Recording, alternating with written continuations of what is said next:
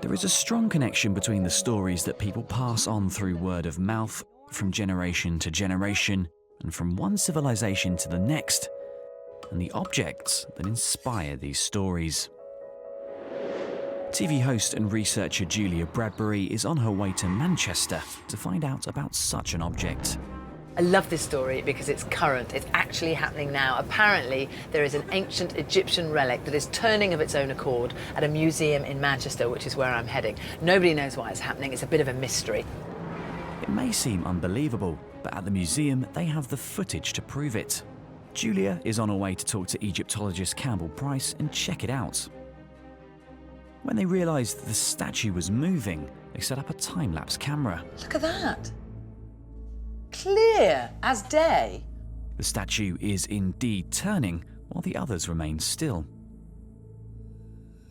Let's get back to the actual little statue itself. What does it stand for? Where is it from? What's its history? So it belonged to a man called Neb-Eu, and he lived about 4,000 years ago. There is a hieroglyphic inscription on its back, asking for offerings for his spirit in the afterlife. Ancient Egyptians believed that statuettes could be alternative homes for the spirit. OK, I've seen the footage.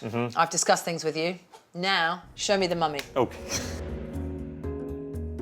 The story of the revolving figure in its solid glass case was all over the news and social media. Some suggested it might be the spirit of singer and dancer Michael Jackson, while others blamed it on Neb-Eu himself turning the statue around to get people's attention. Julia has arranged a meeting with Joyce Tildesley to find out why ancient Egypt is such a powerful source of inspiration. I think we're almost pre-programmed to believe strange things about ancient Egypt. People have seen films, they've read about Tutankhamun, and when you read about Tutankhamun, it's very difficult to break away from the idea that there's a curse there. According to legend, anyone who dared go anywhere near the boy king's final resting place soon fell victim to the curse. In the 1920s, the legend gained traction because some of the people who were involved in finding the tomb died not long after it was broken open, and the press attributed their deaths to the curse.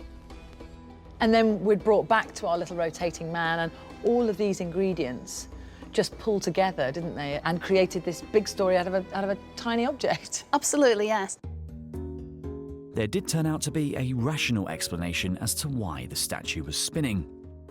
The outside vibrations created by footfall and even buses going past the museum, together with the slightly convex base of this particular statue, caused it to slowly turn around.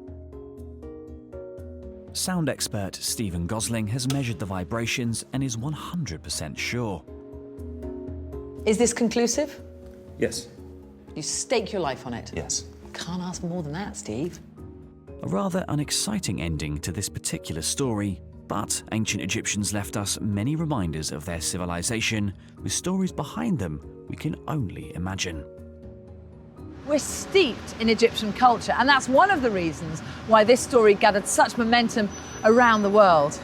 So next time you're out and about, keep your eyes peeled for sphinxes, pyramids, obelisks.